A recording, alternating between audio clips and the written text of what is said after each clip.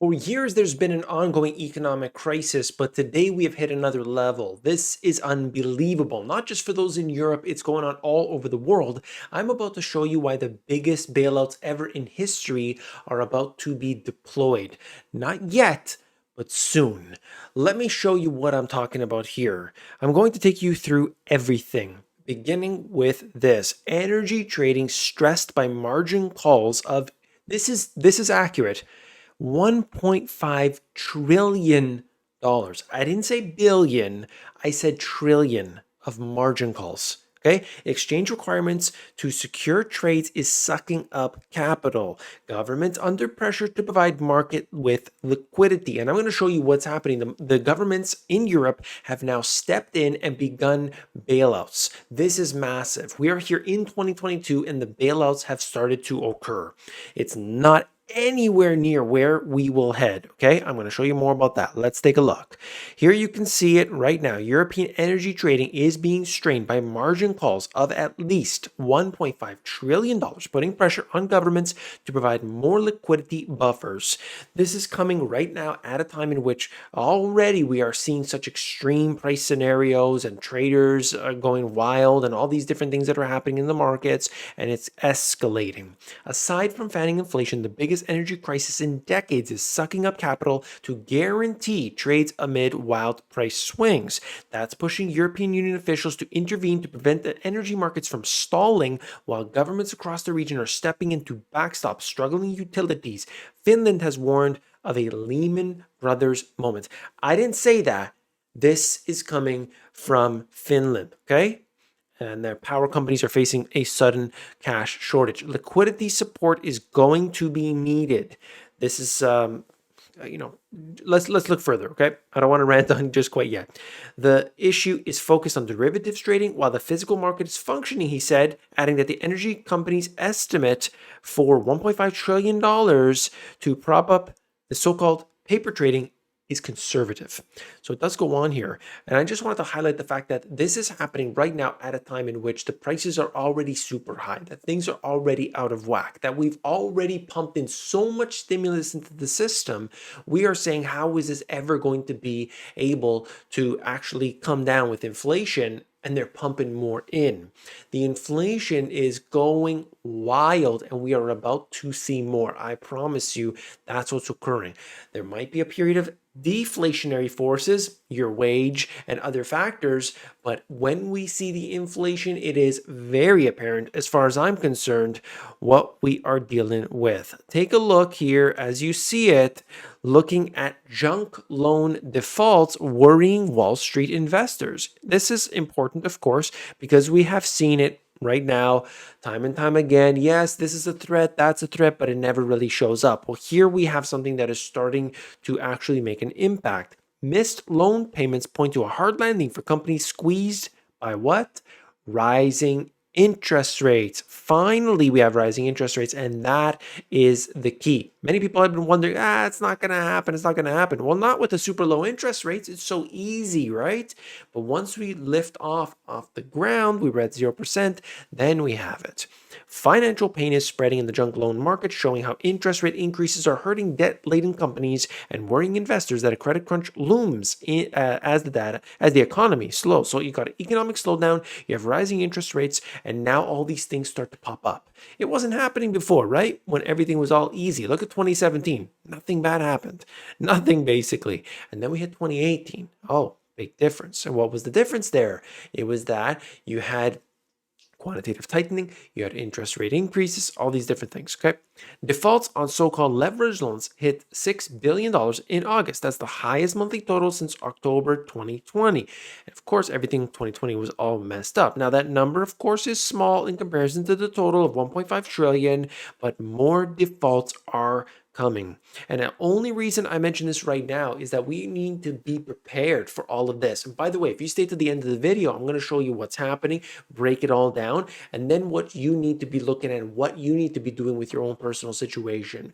But here we have it, a situation in which people are going to be affected directly by what's happening in the energy markets. They got to pay higher bills, but then the companies got to deal with problems. The nation's got to deal with problems as a whole. So all of this starts to domino effect. And then what occurs? Well, you got countries that are saying we've got to actually tamp down inflation. How do we do that? Well, we increase interest rates. When we do this, it creates all these other problems. How do they resolve that problem? Oh, that's right, by printing a whole bunch of money. Okay.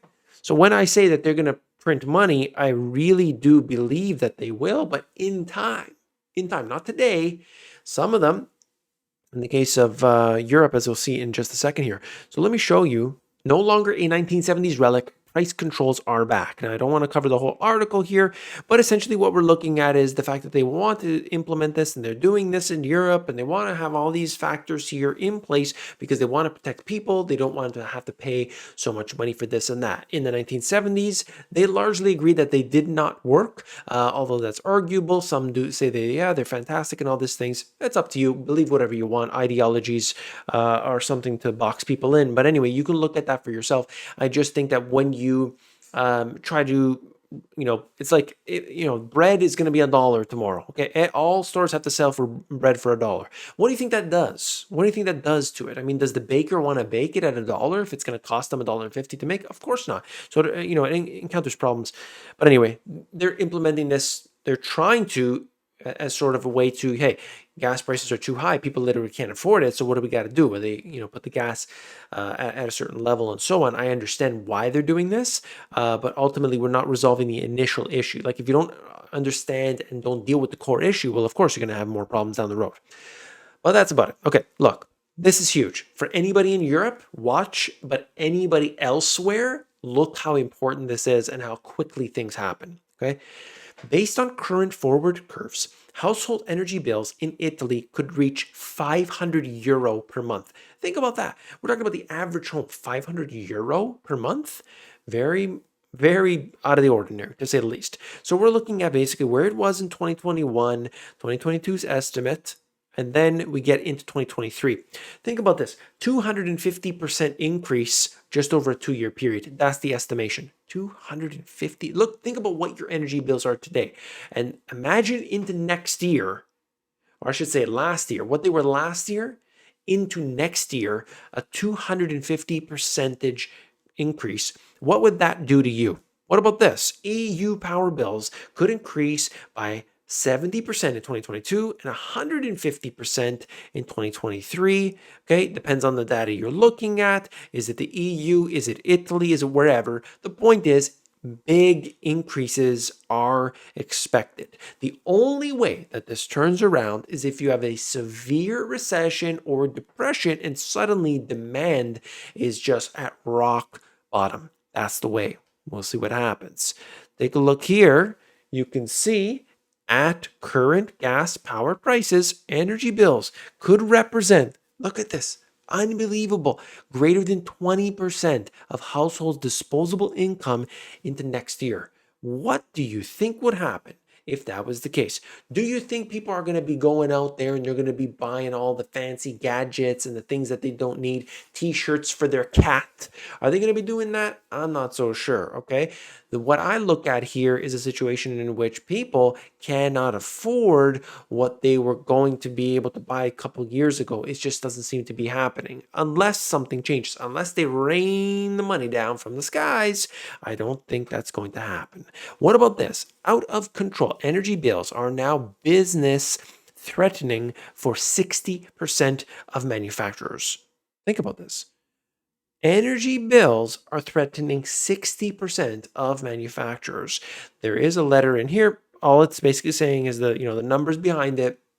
What I worry about right now is people's ability to pay, businesses' ability to pay, because it's not the big businesses. Okay, it's probably going to be those small and medium-sized manufacturers. The big boys, maybe they could survive. Maybe they're going to get the bailouts. Maybe they're going to be handed all that cash. They're going to get the waivers. They're going to get all the nice things. But the smaller ones will go bankrupt, or they're going to be bought out by the big competition. That's real key to understand, okay? Here we have Germany announcing a 65 billion euro inflation relief package amid energy crisis. Next, UK weighs huge support package as Europe battles energy crisis. Get this theme, okay? Check me out here. Austria bails out Vienna's energy supplier. What else? Sweden announces emergency support for energy producers as EU considers action. And it goes on and on and on. We have this. This was sent to me by a subscriber. Thousands protest Indonesia's fuel price hike.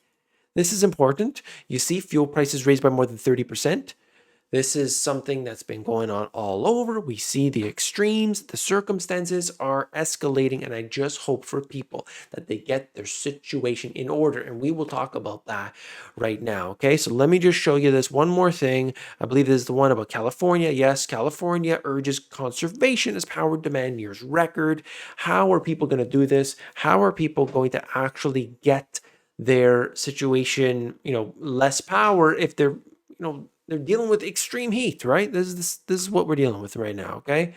And then I have this. Okay, so this is a summary, and then I'm going to show you what you got to do as an individual. Trillions begin bending. This is a quote from Zoltan. You might know him. He's one of the most famous people in the industry. Because number one, he's extremely accurate.